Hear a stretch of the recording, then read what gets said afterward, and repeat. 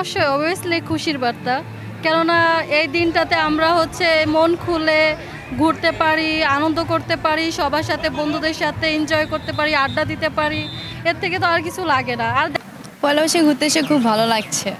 এটা আমাদের ঐতিহ্যবাহী একটা পয়লা বৈশাখ, একটা খুব ভালো একটা দিন, সবার যেন ভালো কাটে।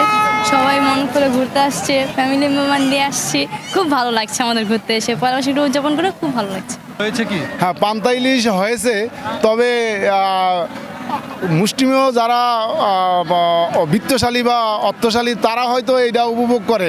সব শ্রেণীর লোকেরা পারতেছে না, যেহেতু ইলিশ মাছের দাম প্রচুর। আমাদের ইলিশ আমাদের নাগালের বাইরে চলে গেছে।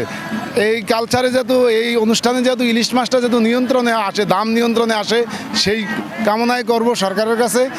ওইটা দাবি থাকবে ভবিষ্যতে যেন ইলিশ মাছটা আমাদের দেশের জন্য একটা সহজলভ্য হয়ে যায়, সকল শ্রেণীর লোকেরা যেন এই পান্তা ইলিশটা উপভোগ করতে পারে। পালন করে। পয়লা বৈশাখ একটা আনন্দের উৎসব। এটা বাঙালিদের কৃষ্টি কালচার ঐতিহ্য। সেই যুগ যুগ ধরে বাংলা ভাষাভাষীরা পয়লা যখন বৈশাখের 1 তারিখ আসে তখন আমরা উচ্ছ্বসিত হই পান্তা ইলিশ। হ্যাঁ, আমরা চেষ্টা করি যে 1 তারিখে আমরা আগের দিন ভাত রান্না করে রাখে 1 তারিখে আমরা এই পান্তা ইলিশ খাবো। কিন্তু বর্তমান যে অবস্থা দেশের, যে ইলিশের বদলে পাওয়া যায় না, এখন তখন পুঁটি মাছ বা দেখা যায় যে ফেসবুকে দেখা যায় পাঙ্গাস মাছ কিনে নিয়ে আসছে। কাছাকাছি আমরা চাই যে দ্রব্যমূল্যের দাম কমবে। আমরা প্রতি বছর এই পান্তা ইলিশ যেটা বৈশাখে আমরা এটা উপভোগ করব আমরা পরিবার সহ। অবশ্যই অবভিয়াসলি খুশির বার্তা। কেননা এই দিনটাতে আমরা মন খুলে ঘুরতে পারি, আনন্দ করতে পারি, সবার সাথে বন্ধুদের সাথে এনজয় করতে পারি, আড্ডা দিতে পারি।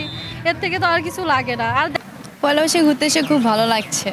এটা আমাদের ঐতিহ্যবাহী একটা পয়লা বৈশাখ, একটা খুব ভালো একটা দিন, সবার যেন ভালো কাটে।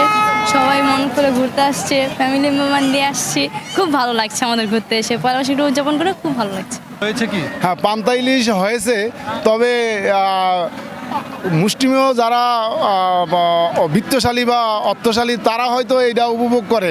সব শ্রেণীর লোকেরা পারতেছে না, যেহেতু ইলিশ মাছের দাম প্রচুর। আমাদের ইলিশ আমাদের নাগালের বাইরে চলে গেছে।